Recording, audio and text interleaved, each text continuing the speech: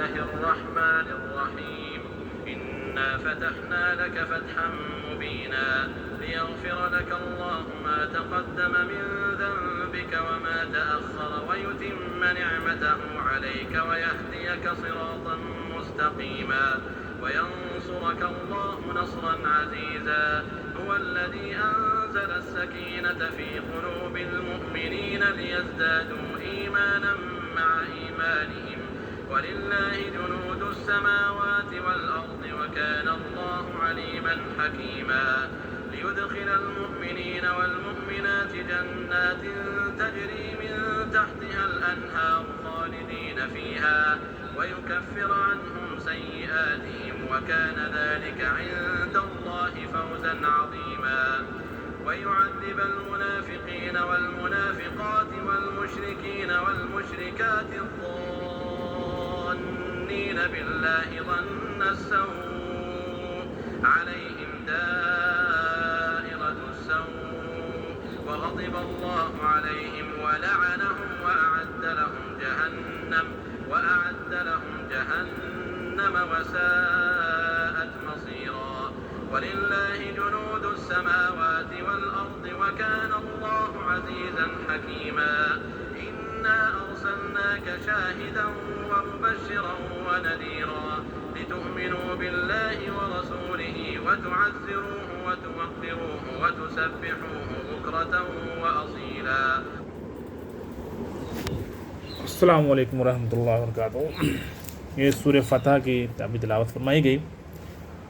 شروع کرتا ہوں اللہ تعالیٰ کے نام سے جو بڑا مہربان نہایت رحم والا. رب اشرح لی صدری ویسر لی امری واحلل عقدۃ من لسانی یفقہوا قولی. سورہ فتح کا نزول کے بارے میں کہا آتا ہے روایت میں کہ اللہ کے نبی صلی اللہ علیہ وسلم اپنے ساتھ جو ہے 1400 کے قریب صحابہ رضی اللہ تعالیٰ اجمعین کے ساتھ عمرہ کے نیت سے نکلے تھے،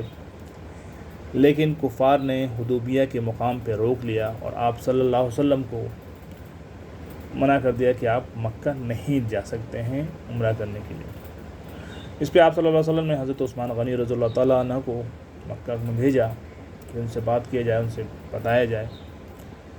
تو حضرت عثمان غنی رضی اللہ عنہ کی جاننے کے بعد ایک افواہ اڑ گئی کہ حضرت عثمان غنی کو شہید کر دیا گیا. اس پہ اللہ کے نبی صلی اللہ علیہ وسلم بہت زیادہ ناراض ہوئے اور سارے صحابہ کو جمع کر کے ایک بیعت لیا جس کو بیعت رضوان کہلاتی ہے کہ میں حضرت عثمان غنی اگر وہ شہید ہو گئے ہیں تو اس کا ہم بدلہ لیں گے. اس کو بیعت رضوان کہتے ہیں. اس کے بعد اللہ کے نبی صلی اللہ علیہ وسلم نے جب یہ پتہ لگا کہ یہ نہیں افواہ غلط تھی اور حضرت عثمان غنی رضی اللہ تعالیٰ عنہ آ گئے تو اللہ کے نبی صلی اللہ علیہ وسلم نے اور یہ کہہ دیا کفار نے کہ اس سال تو نہیں آئندہ سال آپ کر سکتے ہیں، اور واپسی ہوا اور ایک صلح بھی ہوئی جس کو صلح حدیبیہ کہتے ہیں، جس میں بہت ہی نیچے جھک کر کے اللہ کے نبی صلی اللہ علیہ وسلم نے صلح کیا تھا، جس کا حضرت عمر رضی اللہ عنہ جیسے ذیل القدر صحابی کو گوار نہیں ہوا، لیکن اللہ کے نبی صلی اللہ علیہ وسلم خود تھے. جس میں اس حدیبیہ میں ایک یہ بھی تھا کہ محمد رسول اللہ جب لکھ دیا تھا تو کفار مکہ نے کہا کہ نہیں، میں تو محمد رسول اللہ کو میں مانتے ہی نہیں، محمد رسول ہیں، یہ تو ہمارا جھگڑا ہے، تو اس کو کاٹا جائے. تو حضرت علی رضی اللہ عنہ جو لکھ رہے تھے صلح، تو حضرت علی نے کہا کہ اللہ کے نبی میں تو نہیں کاٹ سکتا ہوں. تو آپ صلی اللہ علیہ وسلم نے خود پہن لیا اور وہاں پہ اس کو اریز کر دیا. تو یہ صلح جو ہوئی تھی، یہ صلح حدیبیہ جو ہے یہ بڑی زبردست صلح ہے اور یہ تاریخ میں ایک بہت اہم مقام رکھتی ہے، کیونکہ اس کے بعد ہی اللہ رب العزت نے یہ سورہ فتح نازل کیا. جب آپ صلی اللہ علیہ وسلم لوٹ رہے تھے اپنا سارا کام کرا کے، اس کے اپنے اور صحابہ نے ارادہ تو کر لیا تھا، تو آپ صلی اللہ علیہ وسلم نے اور صحابہ نے اپنا سر کا بال بھی منڈوا لیا اور وہیں قربانیاں دے دی. اور جب لوٹے تو صلح حدیبیہ سے تو یہ سورہ فتح نازل ہوئی. اس کے مفسرین کچھ کا کہنا ہے کہ صلح حدیبیہ کی ہی جو صلح اللہ کے نبی صلی اللہ علیہ وسلم کیا تھا اسی کی اللہ تعالیٰ نے یہ فتح بشارت دی کہ یہ صلح کی ہی ایک بات جو ہے، صلح کے بعد ہی یہ آیا معاملہ، یہ فتح جو ہے صلح حدیبیہ کے بعد ہی ہے. یعنی صلح حدیبیہ جو اللہ کے نبی صلی اللہ علیہ وسلم کیا وہ بہت صحیح کیا، جس پر اللہ تعالیٰ کی خوشی ہوئی. اور آپ صلی اللہ علیہ وسلم نے کہا کوئی بات نہیں، اس بار تم نہیں گئے ہو، لیکن ان قریب ہی جو مکہ ہی فتح ہو جائے گا تو پھر یہ مسئلہ ہی نہیں رہے گا کہ عمرہ کے لیے اور حج کے لیے کوئی روکے.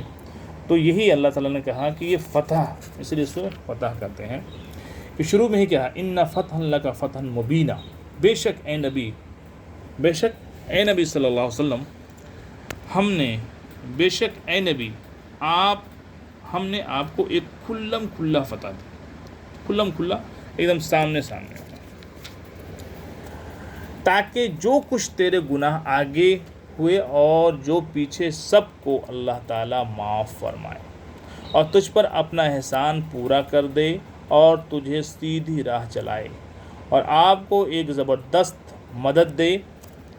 وہی ہے جس نے مسلمانوں کے دلوں میں سکون اور اطمینان ڈال دیا، وہی تو ہے اللہ جو مسلمانوں کے دلوں میں سکون ڈال دیا، اطمینان ڈال دیا،